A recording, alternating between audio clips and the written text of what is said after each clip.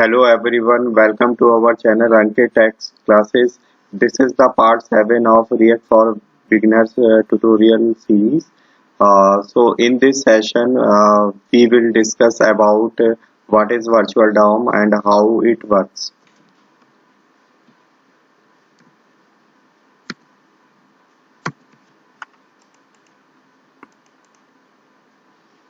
So in the last session, we discuss about what is a DOM and how it works, and we also see that the workflow mechanism of the DOM. Basically, a document object model. Every time DOM changes, the browser need to recalculate the CSS, do layout, and repaint the web page.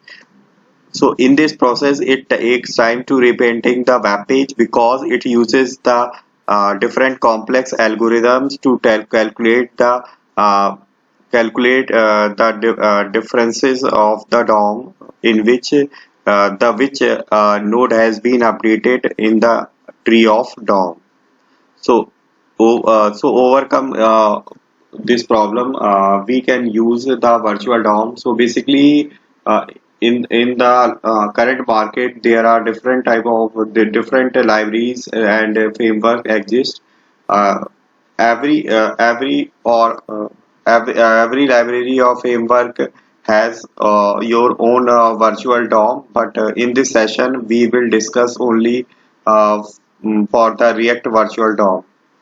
We will discuss about virtual. So what is a virtual DOM? According to the official website of the React.js, virtual DOM (VDOM) is a programming concept where an ideal or virtual representation of UI is kept in memory and synced with the real DOM by a library called React DOM.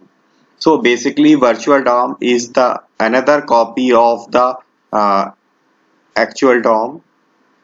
So whenever you render your page, React is generated or created a virtual copy of the actual DOM with the help of the React DOM library,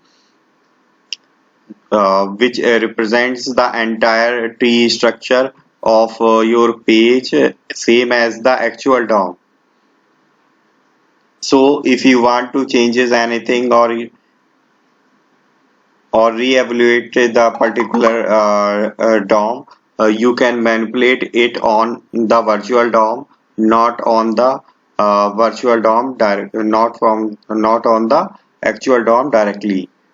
So whenever a particular page is rendered first time on your browser create a real DOM which is called a browser DOM or HTML DOM, and the parallel React also create a virtual DOM using the React DOM, which contains a preloaded kind of say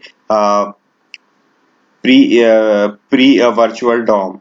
So whenever updation occurred, or whenever a specific value is change of a particular node, suppose we change the value of suppose we change the value of this particular node, the React recognize that the value has been changed. So it creates creates a new copy of the virtual DOM and updates the entire page with the new virtual DOM of it.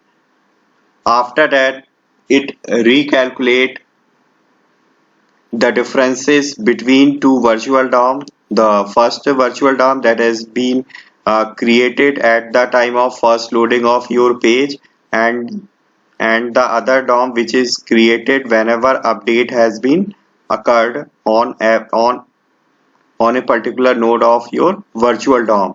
So it calculates the differences between these virtual DOMs and find out which node has been updated. So after evaluating this it actually connect with the browser DOM and only update this particular of node with the in the actual DOM. So in the actual DOM will update only this object, and after that it will uh, render the entire page on the browser. So here you can see the all the steps which we discuss, that in the below steps, whenever your browser loads page first time, it creates a virtual copy of your actual DOM. So first time you again see that the first time you have load your page, the browser creates a document tree of your page, that is called a browser DOM or HTML DOM. At the parallel, React also create a duplicate or virtual copy of actual DOM using the React DOM. This is called a virtual DOM. And whenever update has been happened on the page, React will re-render all of your entire page with creation of the new updated virtual DOM, which contains a updated node in the tree. After that, it calculates the differences of these virtual DOM and find out which node has been updated, and connect with the actual DOM and update the specific node of the actual DOM, and then render the page or repaint the page on the browser. So when your browser loads the page first time, it creates a virtual copy of the actual DOM. Whenever any changes happen, the entire page will be rendered with the new updated virtual DOM. After that, it calculates the difference of two virtual DOM and defines which node of the tree has been changed. This process is called the reconciliation. After calculating the differences and finding the updated node, it's update the real DOM, and uh, it updates the real DOM with the only updated node, and then it will render the page on the browser. So basically, reconciliation is the process that has been defined by the reconciler, which is provided by the React core. Reconciler can be used by the multiple type of application, like in React with the help of React DOM. The same reconciler can be used in React.js for developing the web application for the browsers, and the same reconciler of the React core can be used by the React Native.